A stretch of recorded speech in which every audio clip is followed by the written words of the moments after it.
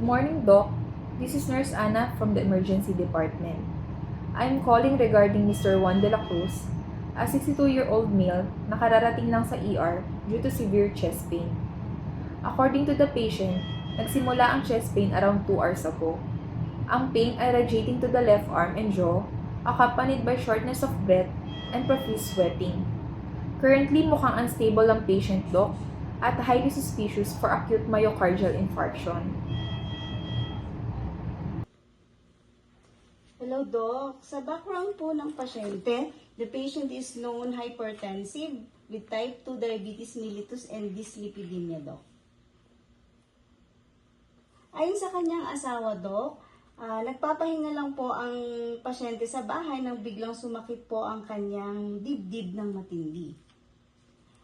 Upon arrival sa ER, ito po ang kanyang vital signs: BP of 90/60, heart rate 110, respiratory rate of 24, and saturation of 94% on room air, Doc.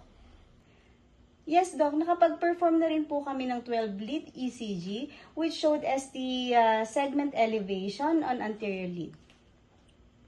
Initial cardiac biomarkers, Doc, ay elevated and consistent with the acute STEMI.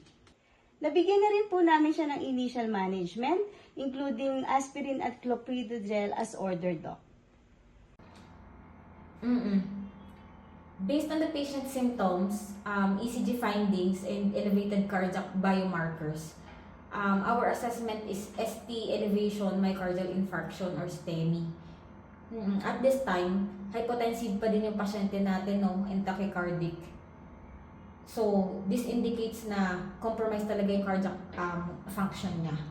So, dahil din dito, mataas yung risk niya for hemodynamic instability and cardiogenic shock if hindi natin siya ma-manage kaagad. Yes, ma'am. Doc, we recommend immediate activation of the STEMI protocol and urgent transfer to the cardiac cath lab for emergency percutaneous coronary intervention or angioplasty.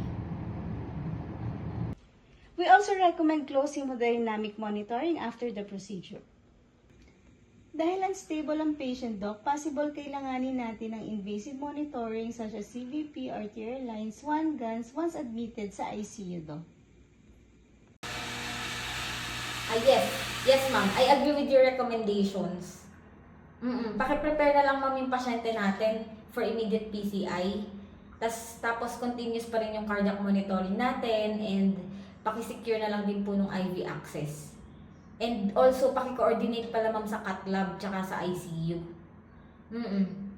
We will also anticipate the possible need for vasoactive medications and hemodynamic monitoring after ng procedure natin.